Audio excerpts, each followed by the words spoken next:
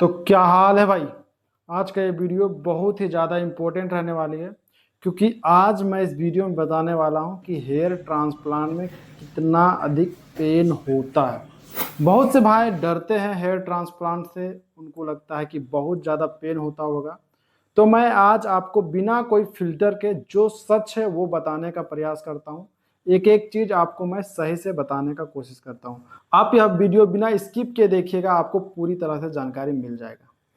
तो भाई hair transplant में ऐसा नहीं है कि पेन बिल्कुल भी नहीं होता, और ऐसा भी नहीं है कि बहुत ज़्यादा पेन होता है, आप बर्दाश्त ही नहीं कर पाओगे।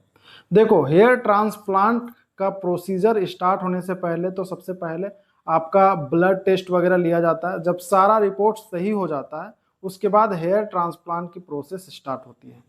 हेयर ट्रांसप्लांट का एक मोटा मोटी प्रोसेस ये होता है कि आपके पीछे से बाल, जो डोनर एरिया का बाल को निकाल कर आगे जहाँ पे आपका बाल्ड एरिया है वहाँ पे ग्राफ्ट लगा दिया जाता है।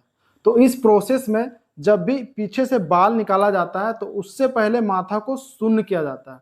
माथा को शून्य करने के लिए लोकल एनेस्थीसिया दिया जाता है। वह लोकल एनेस्थीसिया का सुई जो होता है वो ज़्यादा जनरली, कोई सुई जब होता है, जब अंदर घुसता है तो पेन करता है, और जब उसमें जो भी उसका दवाई अंदर जाता है तो पेन नहीं करता है। लेकिन लोकल एनेस्थीसिया का है, सुई देते समय पेन नहीं होगा, सुई के अंदर में जो लोकल एनेस्थीसिया भरा होता है उसको जब इंजेक्ट करते हैं तब वो पेन करता है। ठीक है।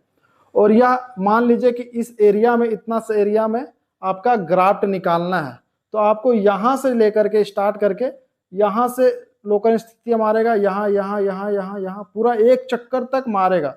तो एक चक्कर लगाने तक आपको पेन करेगा। ठीक है। एक चक्कर पूरा जैसे सर्कल कंप्लीट हो जाएगा, वैसे ही आपका माथा सुन होना स्टार्ट हो जाएगा। ठीक है। जैसे आप एक बार सुन हो जाए, उसके बाद फिर नजदीक नजदीक करके पेन धीरे धीरे होता जाएगा, और जब पूरी तरह से लोकल एनेस्थीसिया उसमें पड़ जाएगा तब बिल्कुल भी पेन नहीं होगा। उसके बाद जो पंचेस लगेंगे, ग्राफ्ट निकलेंगे, उस समय एक जरा सा भी पेन नहीं करेगा। ठीक है। इसी प्रकार जिस एरिया, जो एरिया बाल्ड एरिया होता है जहां पे ग्राफ्ट लगाया जाता है, ग्राफ्ट लगाने से पहले वहां स्लीट बनाया जाता है। ठीक है। तो स्लीट डायरेक्टली नहीं बनाया जाता, वहां पे भी लोकल एनेस्थीसिया के माध्यम से सबसे पहले माथा को शून्य किया जाता है। मान लीजिए ये आगे का एरिया है जहां पे आपका स्लीट लगना है, तो वहां पे भी जिस एरिया में लगाना है वहां से लोकल एनेस्थीसिया मारना स्टार्ट होगा। मान लीजिए कि इस एरिया में आपको ग्राफ्ट लगाना है, तो यहाँ से स्लीट मारेगा, ऐसे ऐसे करके चारों तरफ से लॉक करेगा लोकल एनेस्थीसिया से। तो जब तक एक चक्कर राउंड नहीं हो जाता तब तक आपको पेन करेगा। एक बार पूरा सर्कल हो जाए उसके बाद आपका पेन कम होने लगता है, उसके बाद धीरे धीरे कम होता जाएगा, और जब पूरी तरह से लोकल एनेस्थीसिया आपके पूरा जिस बाल्ड एरिया में लग जाएगा तो बिल्कुल पेन नहीं होगा। जब पूरे अच्छा से लोकल एनेस्थीसिया पड़ जाता है उसके बाद पेन कुछ भी नहीं होता है, तब वहां पे स्लिट बनाया जाता है, छेद किया जाता है बालों को घुसाने के लिए सपायर ब्लेड के माध्यम से। ठीक है। तो यह प्रोसेस में फिर कोई पेन नहीं होता। जो भी पेन होता है लोकल एनेस्थीसिया के टाइम ही पेन होता है। एक बार लोकल एनेस्थीसिया लग जाता है उसके बाद स्लीट कैसे कब बन गया, ग्राफ्ट कब लग गया, इसका कुछ अनुमान नहीं होता। आप मान लीजिए अगर आपका 3000 से 4000 के बीच में ग्राफ्ट लगता है तो आपको 8 से 10 घंटा के आसपास सर्जरी में लगेगा। ठीक है। तो उस दौरान पूरे 8 से 9 घंटा जो भी लगेगा उसमें आप मान के चलो कि आपको पेन सामना करना पड़ेगा, मान लीजिए 30 मिनट ही। मतलब जब जब आपको नया नया एरिया में काम होगा उससे पहले लोकल एनेस्थीसिया दिया जाएगा, उसी टाइम पेन होगा।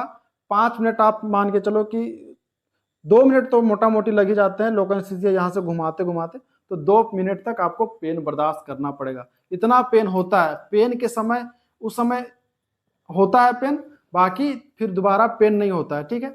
तो अगर आप अपना हेयर ट्रांसप्लांट करवाना चाहते हैं तो आप इतना दिमाग में रखिए कि हाँ, आप पेन होगा। बाकी अगर बहुत कोई पीआरपी जो भी लेते हैं, जो कि बिना ट्रांसप्लांट का भी बहुत कोई पीआरपी लेते हैं, अगर आप कभी पीआरपी लिए होंगे तो वो पेन पीआरपी के जैसा ही होता है, उससे थोड़ा सा ज्यादा बोल सकते हैं। तो उस और बहुत ज्यादा ऐसा नहीं होता है कि आप बर्दाश्त नहीं कर पाओगे। तो पेन मैंने आपको बता दिया कि बहुत ज्यादा घबराने वाली बात नहीं है। बाकी किसी प्रकार का बहुत कोई का क्वेश्चन होता है कि भैया हेयर ट्रांसप्लांट से कोई साइड इफेक्ट होता है क्या। देखो, अगर किसी प्रकार का कोई भी साइड इफेक्ट होने का संभावना होता तो क्या मैं अपना हेयर ट्रांसप्लांट दोबारा से करवाता? नहीं ना। तो जब आपका रिपोर्ट सारा सही होता है तो फिर आपको घबराने की ज़रूरत नहीं है, आपको फिर किसी प्रकार का कोई साइड इफ़ेक्ट नहीं होगा। उम्मीद करता हूँ इस वीडियो से आपको काफ़ी जानकारी मिला होगा। अगर किसी प्रकार का मदद आप चाहते हैं तो आप मुझे कॉन्टैक्ट कर सकते हैं। मेरा मोबाइल नंबर आपको इस वीडियो की स्क्रीन में दिखाई दे रहा होगा। बाकी किसी भी प्रकार का आपको कन्फ्यूजन है, कोई सवाल आपके मन में तो आप कमेंट करके पूछ सकते हैं। बाकी अगर आप मेरे इस चैनल पर नए हैं तो प्लीज़ चैनल को सब्सक्राइब कर लीजिए, वीडियो को लाइक कर दीजिए और अपने दोस्त यार के पास शेयर कीजिए। तो आज के लिए इतना ही, मिलते हैं अपने अगले वीडियो में। अभी के लिए जय हिंद, जय भारत।